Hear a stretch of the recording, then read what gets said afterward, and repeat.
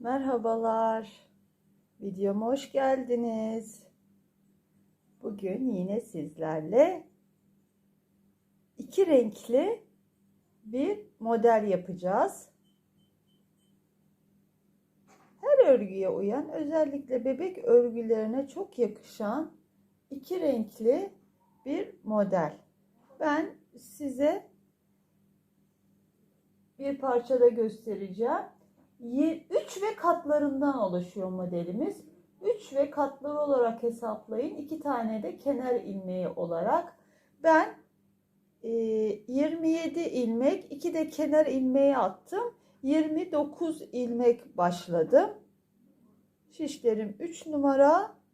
Bu modeli 2 sırası ön sıradan düz, arka sıradan ters örgü olarak başlıyoruz. Ben ördüm. Modelime geçtim. Önden bir sıra düz, arkadan da ters örgümü ördüm ve diğer ipimi taktım. Şimdi beraber modele başlıyoruz.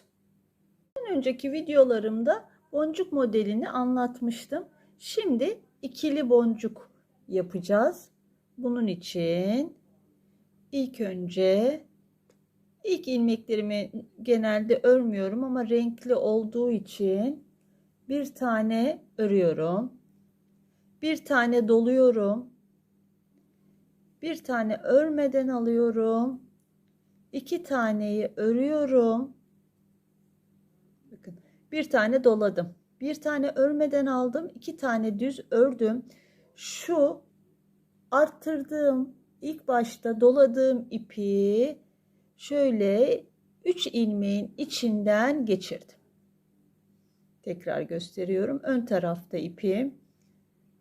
Burada bir arttırma oluyor. Örmeden aldım. 1 2 3 tane ilmeğim var ondan önce. Şu doladığım ipi alıyorum.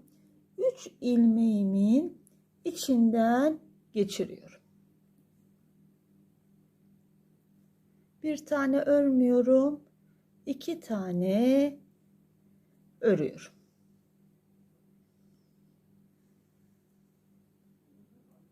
İlk sıram bu şekilde. Bir arttırma, bir örmeden alma, 2 düz örgü ve içinden ilmek geçirme. İlk sıramı bu şekilde tamamlayalım.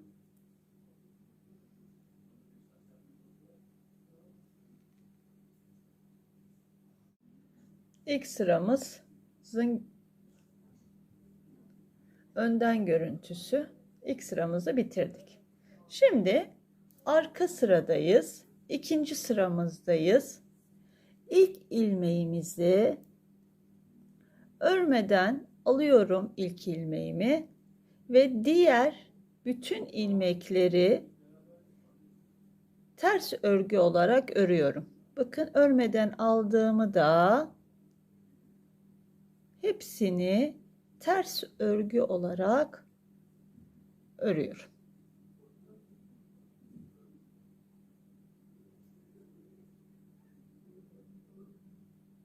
Şimdi tekrar ön sıradayım. Ön sırada ilk ilmeğimi örmeden aldım. Bakın, örmeden aldığım ilmek renginden belli oluyor zaten. Onu tekrar örmeden alıyorum. İkisini örüyorum ve şöyle üstten geçirip bunları da alttan toplayıp bu ilmeğimi örüyorum. Tekrar göstereyim. Bakın, örmeden aldığım ilmeğim. Burada tekrar örmeden alıyorum. Diğer ikisini örüyorum. Yer değiştiriyorum. Öbür ilmekleri alttan geçiriyorum. Ve örmediğim ilmeği örüyorum.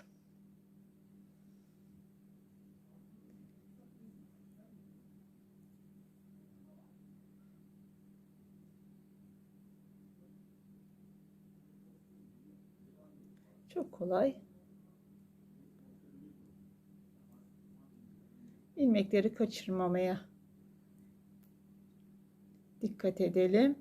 Diğer ikisini ördüm. Örmeden aldığım ilmeği üstten, diğer ikisini alttan aldım ve ördüm. Bu sırayı da bu şekilde, üçüncü sıramızı da bu şekilde.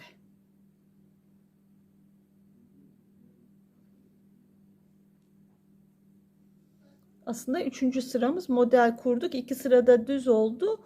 5. sıramız bu. İsterseniz bunları örmeyip çevirip sonra da örebilirsiniz. Benim bu daha kolayıma geldiği için ben örüyorum. Ondan sonra çevir. Sıramızı bitirdik. Şimdi arka taraftan tekrar aynı şekilde, arkalar değişmiyor. İlk ilmeğimizi örmeden aldık ve diğer bütün ilmeklerimizi ters örgü olarak örüyoruz.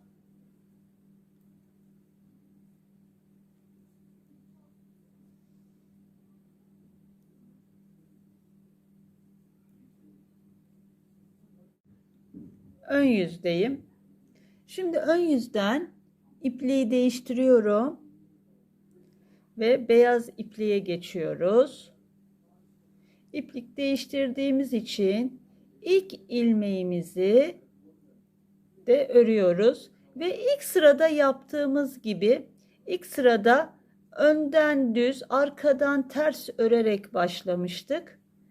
Burada da aynı şekilde önden düz, arkadan ters örgümüzü öreceğiz ve ikinci modelimizi kuracağız.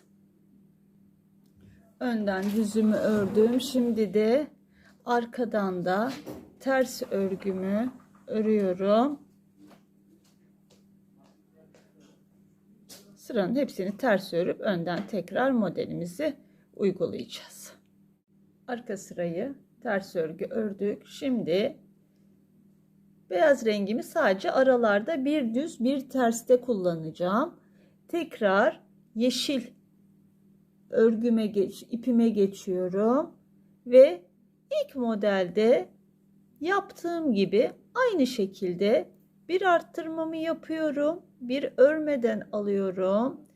2 tane düz örüyorum ve tekrar arttırdığım şu ilmeği 3 tanenin içinden geçiriyorum. Bir tane örmüyorum. 1 2 tane örüyorum ve şu ilmeği aynı şekilde işlemlerimiz tekrar devam ediyor.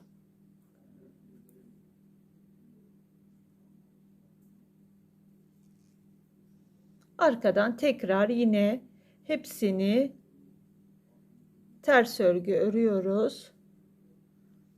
Diğer modelde uyguladığımız gibi uyguluyoruz. Kolay ve çok şık duran bir örgü modeli. Boncuk boncuk. Arkadan görünüşü. Beyaz ana rengi sadece geçişlerde kullanıyoruz. 2 sıra.